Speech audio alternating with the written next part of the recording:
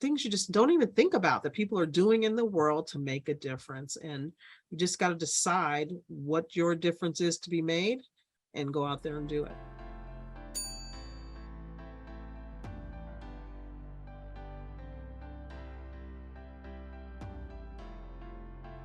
Hello, and welcome to this episode of the Mindful Wealth Podcast. We're here today with Felecia Froe MD. Felecia is the founder of Money with Mission. And Felecia, come and tell us about the path that led you to be sitting with us here today. Wow, that is interesting. Okay, so well, we'll start today and then go back. So Terry and I met and we hit it off. And so we've done podcast swaps. And here I am on your second podcast. So if nobody knows, Terry has 2 podcasts and she'll advertise that later, I'm sure. Before I am a physician. I've been a physician for over 20 something years. It's past 25, but that's close enough. And started at medicine and then realized shortly after being in medicine that it wasn't the last thing I was ever going to do. Took a while for me to come around to real estate investing. Took even longer for me to come around to social impact real estate investing. You're like, what the heck is that? We'll get into that a little bit, a lot later, I'm sorry. But being able to make a difference in so many different ways with your investing, with your money, is what got me to Money with Mission. It's giving your money the chance to help someone else, the world, however big you want to go, as well as help yourself with your financial bottom line. Those 2 things can and do go together in my world. So this is a podcast about wealth, right? And it's about being mindful with wealth. So the first thing we like to do is we like to try to figure out the definitions. Like, what does it mean to be wealthy? What does it mean to have well-being? So what does that mean to you? When we talk about true wealth, how would you define true wealth? That's a great question. And is a question that I've actually been really thinking about lately, because in my past days, wealth meant money. And that was the end of the conversation. And now realizing that it is actually much bigger than money. It is all aspects of my life, the holistic part of my life. Having as many of those in alignment is what I feel will ultimately make me wealthy, which, if you heard me correctly, they are not all in alignment yet. Still working, probably will be working on that until the day I die. But that is the goal, to have every part of my life in alignment. I have I did a course called Life Book, and they break your life into 12 different chapters. And the goal is to get all of those things in alignment, not one at a time. You actually can align many at once. When you're working on one, they just kind of can all come together, but still working on it. But being in alignment, to me, is what will make me wealthy. What are some of those micro categories? 12 different things. What are some of those things you want to work on? Health and wealth. Health, relationships, finances, of course. Let's go to that one. I'm blocking. So those are 3 big ones. Social. And the reason that one comes to my mind so much is because that social, when I've started really looking at that, it plays a big part in all of my other categories. And there are a lot of things I don't do or do socially that, like I said, affect my health, affect my finances, affect all these other categories. So that's the beautiful thing about that course to me, is that you find one of them. You start at health and exercise, and you started all those things, and then you bounce all the way through the 12. I'm so sad that I can't remember them, but you get to one, like health to me is like, oh yeah, whatever, blah, blah, blah, exercise, blah, blah, blah, blah, blah, blah. And social was like number 8. And when I got to that one, I was like, oh, now I see why I want to be healthy. Now I see why I want my finances. And now I see why I want these relationships. Now I see all these other things. It just kind of helped everything to line up. So are you an extrovert then, if the social is so important to you? No, I don't think I'm an extrovert. I think I'm a combination. I'm kind of a 50-50, because I do need my time alone to really come back. But social more in the relationships I have and the relationships I keep, and who I let myself be around and who I let into my world is more what the social is about. You can't name the 12, but the two that you named intuitively, those are the two when an academic does the research on what makes us happy when we're older, that relational and that health, those are the two things. Like that's, if you could focus 80% of your energy on health and relationships, you'd be 100% happier when you retire and later in life. So those are two great ones to focus on for sure. Yeah. Yeah, that's interesting. And that makes perfect sense because those for me round out the whole thing. And when those are off, so I have not been very social lately. In other words, I've been there's been a lot of things going on in my life that made me be in and take care of some things in my house and in my life that didn't allow other people, or I didn't think allowed other people. There you go. And towards the end of some of that, I did realize I needed to let other people in, and that just started making everything so much easier. Actually, it made it just much easier. It flows better for me when I let other people in and see, and I talk to and share. My things get much better. So here, yeah. We talk about happiness as wealth, and then people say, "Well, what is happiness?" And it is I used to think you get happy and then you stay happy. Now I realize that's not true. You still have all those ups and downs, and you can still be overall happy with the icky days and the great days and the 5 icky days in a row and then 3 great days. And it's just what it is. There's a trend in there we can find. Hey, so you founded, and I'm just going to go straight to it, Money with Mission. Correct. It's a private investment firm that tries to make a difference. You kind of, in the intro, you kind of mentioned that while generating a return. So Yes. Tell us what that looks like, and tell us where that comes from for you. Well, I started with real estate investing quite a while ago, and we started with single family houses like many real estate investors do, and ultimately started doing syndications, which is gathering people's money and investing in something for a return. I did apartment buildings, we did some resort properties,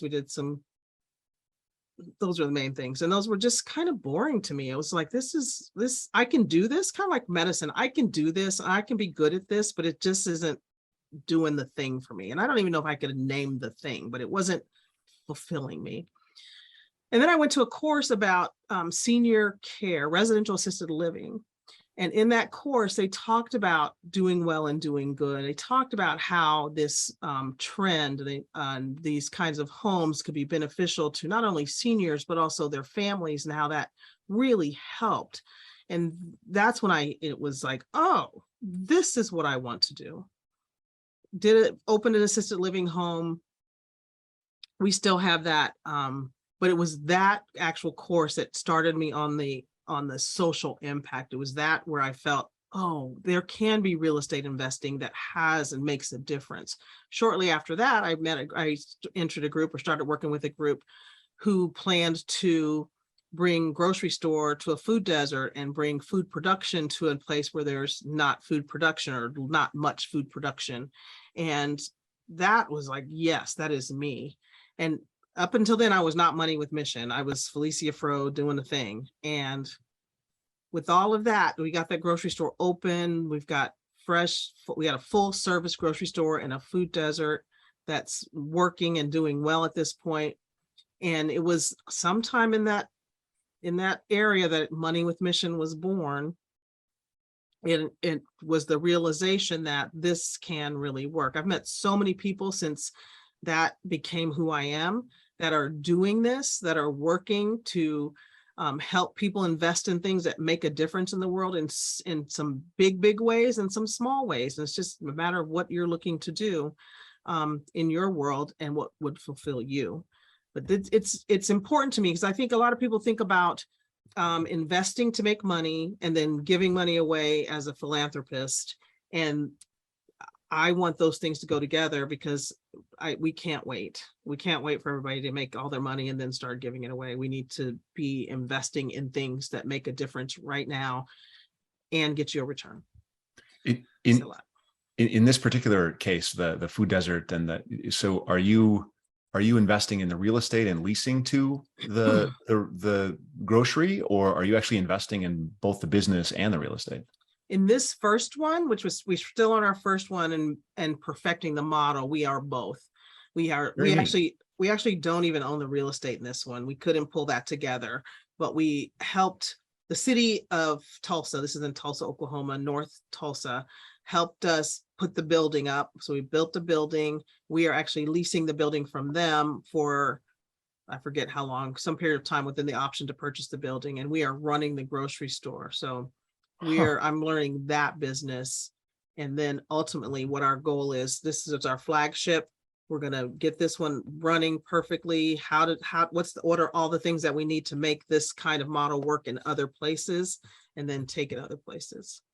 Did you do a bunch of research in like health and nutrition before this decision and before you chase this down? Because this is one of the big things that, you know, in every city, there's the tracks, and there's the side of the tracks that has, you know, fantastic resource, and the other side that doesn't. No, I did not, but Tulsa had done a resilience study and found that the people of North Tulsa lived 11 years less than the people of the rest of Tulsa.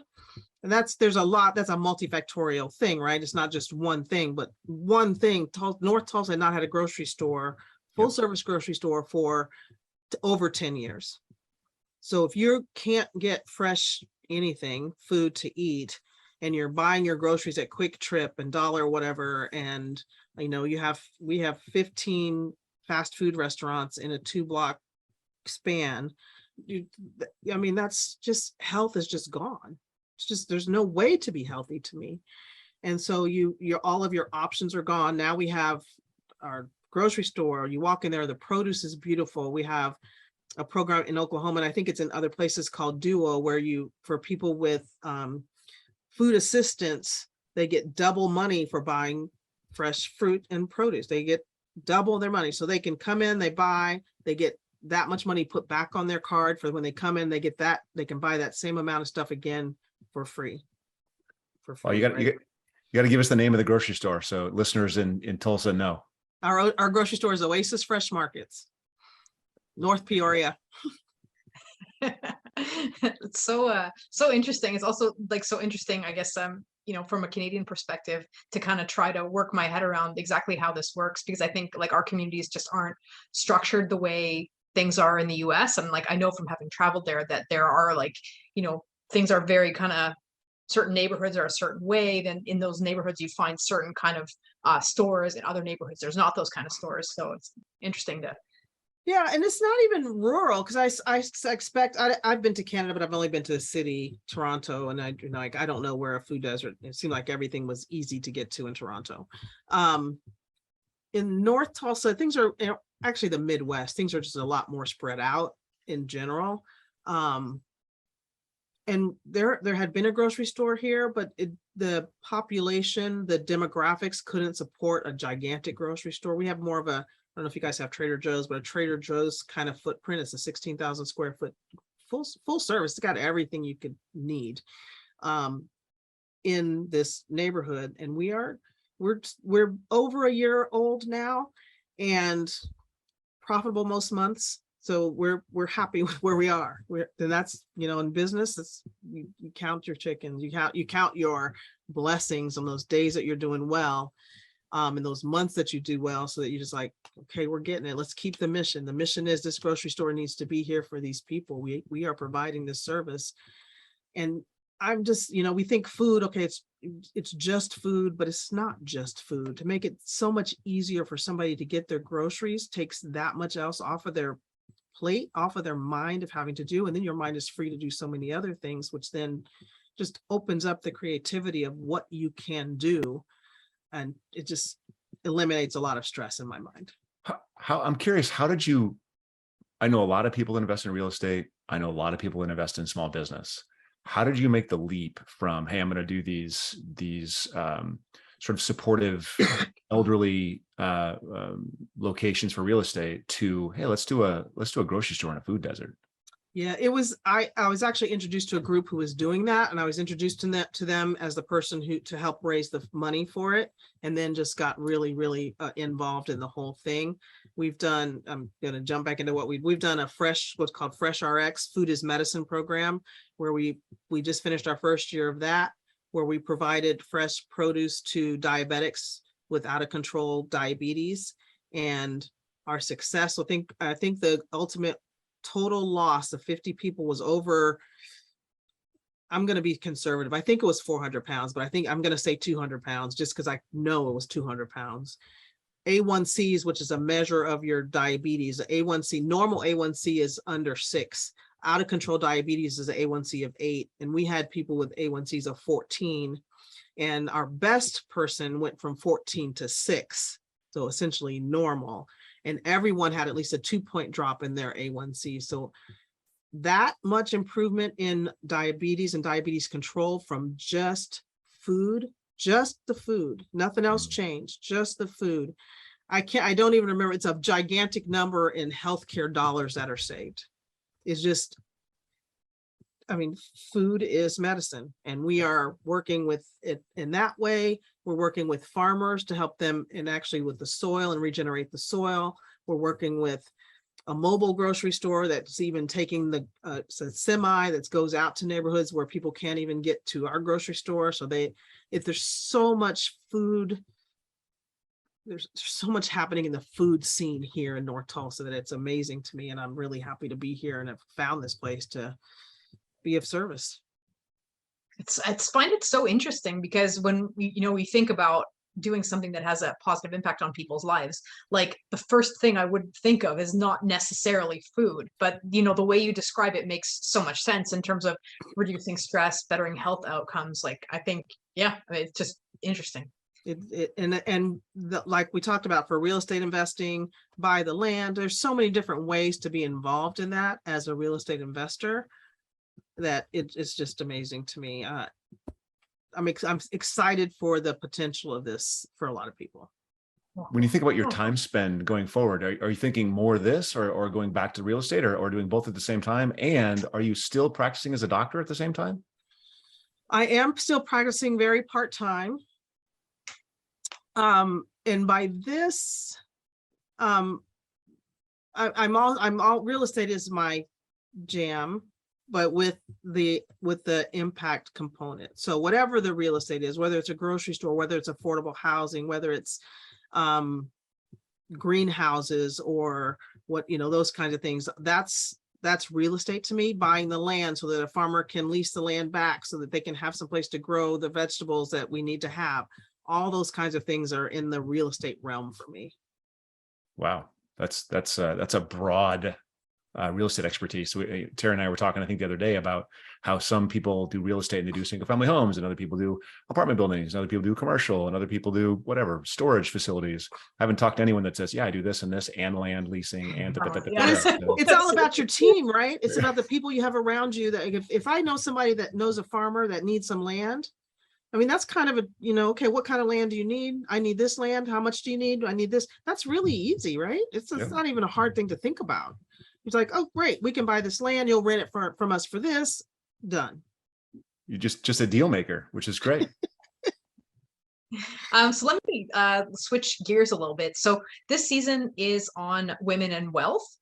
And, that's kind of one of the reasons that I wanted to talk to you. So, practicing as an MD, being in the investment space and being a woman of color, what has that experience been like? Wow, those are experiences all separate themselves. So thinking when I was going from medicine to real estate investing, or when I was dissatisfied with medicine and I was talking to my colleagues about that, they couldn't understand that. And it got to the what are you talking about? You're a doctor. What else can you do? This is what we do. So that was a very challenging thing for me. It actually would cut my legs out from under me a little bit and make me think, well, maybe that's, how you just get in your head about maybe that's not what I'm supposed to do. I'm not. And ultimately I pushed that aside. It took some years, but things happen as they happen. And I believe I'm where I'm supposed to be. And all the things that have happened to me to get me here needed to happen to get me here. You asked me about being a physician, you asked me about being a woman of color, and you asked me about being a woman in general. Investor. or Yeah, investor. yeah, exactly. An investor and a woman, because if I think of my own experience as a business person, I was also an athlete for a while. Like being a woman within those different spheres has meant different things. Yeah. And you face different headwinds, or maybe you don't face headwinds, and I'm just curious about like what your experience has been like in that. Were there headwinds? Were there not any? Were there maybe wins in your back? Because sometimes, like let's say when I was in sports, there was also a real thing to like promote women at a certain point of view. So you can also like surf on a certain wave. Yeah, no, well, medicine, as I'm a urologist. So urologists, when I started, there were about 100 women urologists in the United States. Okay.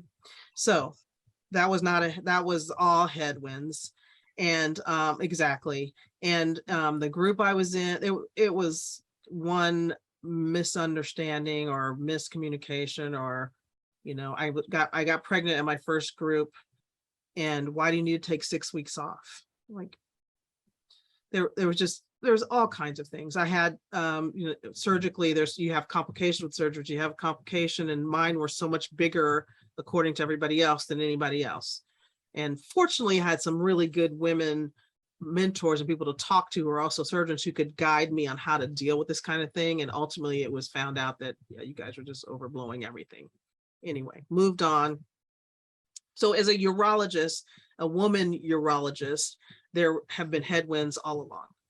When I finally got to my practice that I just left, I actually worked with 4 or 5 other female urologists, and that was amazing to me. So finally, we're like, this is what you got. We're all women, and it's mainly men that we deal with, but they were fine. You ultimately guys find out that, you can really talk to us, and we actually really listen to what you're saying. And that's not always around in medicine. So that did help. As an investor, I guess after that urology, I haven't really paid that much attention to anything trying to keep me from doing what I want to do. I figure out a way to get around it or over it or through it and just keep going. I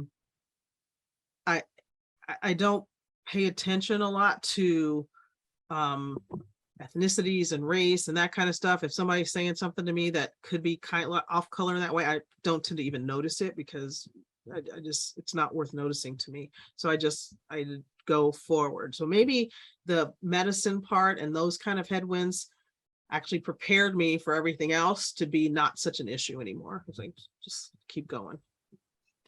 How are you connected to Les Brown? Les, I was in a program in his speakers program. So that's how, and I wrote a book with him with several other authors. And I got to be interviewed by him and got to interview him, and helped me with my speaking. He's a good guy. I was thinking about him just the other day. I want to talk to Les. I don't have his private phone number or anybody, but I would like to. He was really good in that way. So tell us about your chapter in that book, or your section in that book, Ignite. That's Ignite the Hunger Within You, right? Yes, Ignite the Hunger in You. Okay, that book. That one I talked about. I talked about how I got to Money with Mission, actually, from childhood. It started as a little girl in Alabama. I was born in Tuskegee, Alabama, in the United States, southern state, in 1960, actually. So civil rights was still a thing going on then. There was still a lot of civil rights to happen from that point forward. So that's where I was born, and talked about the things that happened in my family, kept going forward through medical school, and how I got to Money with Mission, which you guys heard the last part of that. Yeah. And Les really worked with us in being able to tell that story, and I didn't do a very good job. Sorry, Les, you did teach me better than that. So if we come back to the women and wealth theme again, I think there's a lot of angles that people kind of approach that from. Like we can, talk about the wage gap. We can talk about, how women end up doing a lot of unpaid labor in the home. And also like the equity gap, right? In that like women just tend to own less equity in whatever, be it corporate equity or real estate equity, than men do. in your opinion, what's the place that women can put focus on? Let's say we're giving advice to a younger generation or whatever it is, where they can put focus on to help them build more financial abundance and true wealth. I think the biggest thing to me is financial literacy, number one. And then I was going to talk about how I have my niece is staying with me these past few weeks. She's in her 30s. She actually works for an investment company, but she doesn't understand the money words. And so being able to speak in your family about money so many times, that's just not something people talk about. And however you can talk about it, whether you play Monopoly, whether you play cash flow, whether you just out and out talk about financial stuff in your family. So basically financial literacy, understanding money, how money works, and not even the hard stuff. How do banks make money? I remember asking that question a long time ago as a kid, like, how do banks make money? That basic thing would help a lot of people understand a lot. What happens to my money when I spend it at the grocery store? What happens to my money? You know, all those kinds of just thinking about your money in ways other than what can it buy me? And thinking about it as a means of acquiring things, whether it's acquiring more money or requiring something that may make you happy for a moment, because happiness is fleeting. It's actually putting a thought to your money is the biggest thing to me. And I think once you start thinking about it, you're going to start learning more about it. Just like anything else we put our attention to, it just starts becoming a bigger thing for you. And that is how you then start realizing, oh, this money sitting in the bank's not necessarily doing a lot for me. Maybe I need to send it out to do a little bit more work. The way I have two daughters, 27 and 30, we played Cash Flow 101, Robert Kiyosaki's game. And we started playing that adult game when they were in the 3rd and 5th grades. And that has, I mean, that to watch them grow up, already having that kind of education, neither one of them has a job, which doesn't mean they don't make money, but neither one of them has a job. Both of them are contract workers, and they both have things set up in ways for them to invest. One's a little more conservative than the other one. They have their philosophies and the ways they do things, but they both have, to me, a background of what to do with their money and ask the right questions. For example, actually, my one daughter just got a job. She got a job working for a online comic company.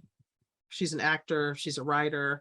She held out for something that she wanted. She did this job. She goes, Mom, they're offering me this amount of money, but I looked it up and it really says I should be making this amount of money. Okay, go for it.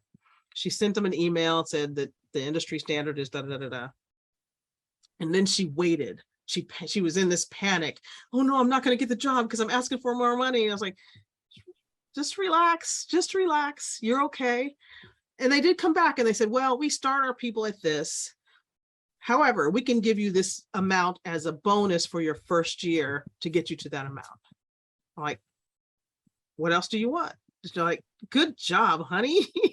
Her other worry when she was about to take this job was, Mom, what if I get used to this money and then I won't be able to quit if I don't like it? And I was like, don't get used to it. Live like you live. Put money where you want to put it. When you want to quit, you quit. Just that kind of thought process about something, not I got a job now, I can go buy this, buy that, I can do this, I can get a better car, I can do all these things. I was just really impressed with her thinking about now having this regular, steady income that could go away at any time, which is not the thing we often think about, which in today's world, we have to think about because it can go away at any time. My theme in most of my podcast is having options. Multiple streams of income can keep you alive for a long time. There's a lot of, go ahead, Terry, sorry. I was going to say, if I push that in the direction of true wealth then, because I think we just spoke, about financial abundance, right? Yeah. And I think, at the beginning we started off with true wealth and what do you think? Do you think that there is like a kind of a wage equity gap for women in terms of true wealth, or I don't know, what's your sense of that? I think that the gap is financial. So there is, and I don't know the statistics. I mean, I could, women make however much for every dollar a man. I don't know. And everybody can skew things however they make, but there's definitely an investment gap. I think women are much more conservative and will more likely save money than invest money. Or if they invest money, they're investing it in a 401k. I don't know, what do you call it in Canada? But something that somebody else is managing, and don't choose to manage their money themselves. And it's a lack of confidence. And I think that lack of confidence comes from a lot of things, including not talking about money for your whole life. We as women are raised more to nurture and take care and of somebody else, and not use things to benefit us and other people, like money. Money is a tool to be used. We don't get taught about using tools. We get taught about taking care of babies and cooking and that kind of stuff. And that's, I realize, very stereotypical, but a lot of times that's what it is. That's what we are, whether it's a direct teaching or an indirect teaching from television and whatever, but I think it's still there quite a bit. It's better. I forgot what you were talking about. True wealth. So I mean, security and feeling secure is like one of those base triangle things you have to have before you can go any higher to significance. And I can't even remember all the levels, but being secure and having enough money and to be able to have a good roof over your head, to be able to eat the food that you need to have to be healthy. Those are basic things. So money to me is always going to be a part of wealth, because without it, you're always wondering and worrying about, are you going to be able to survive? So financial is always going to be one of those basic wealth things. Is having a whole bunch of money all you need to be truly wealthy? I don't believe that. It is a well-rounded life that makes you truly that. But if you don't have the money, you can't even think about social and relational and all those other things. You're trying to survive on that. So I'm not sure if I answered your question, Terry. Ask me again if I didn't. Yeah, no, I mean, we discussed like kind of the abundance wealth factor. And, at the beginning, we began with defining what we think of as true wealth. And I'm curious if you think, like, if you had to, throw something out there, do you think that there is a wealth disparity in terms of the true wealth factor, right? In which we include well-being, social relationships, community, all these things, or do things somehow even out if women are maybe less focused on building wealth, or they may be more focused on building, community or something like that? Yeah. Well, that's really an interesting question. And so I do believe, I'm going to answer that this way, that women are better or have more experience in building community and that collaboration, or at least cooperation kind of community work. So there's that. I don't think that by itself gets you wealthy, because if you can do those things but don't have the financial structure to maintain those things, it's going to fall apart. So I think that's where I was going with the financial security has to be the base, the foundation for all the rest of your wealth to come in. Does that make sense? Mm-hmm. Yeah, and I think you kind of answered the question before without necessarily answering it explicitly, but the talking about security, I think, is a really good point of view, right? Because even we talk about financial abundance as maybe on the plus side, but if you're on the negative side and you're living in kind of an insecurity because you didn't pay enough attention, that like cuts the legs out from under any other kind of everything else you have to build. Yeah, exactly. And often if you're on the downside, you can barely even think about building community. That's where the crimes and all, it's like, I'm trying to survive, and it breaks down so many other things without a good financial foundation. One of the things you talked about, and I think that the story you told about your daughter, holding out for a better income with that job, was that confidence issue. Mm-hmm. And there's a ton of research on this, that men and women are equally intelligent when it comes to this stuff. Men are just overconfident. Like, it's not that we're more confident, but we are inappropriately confident.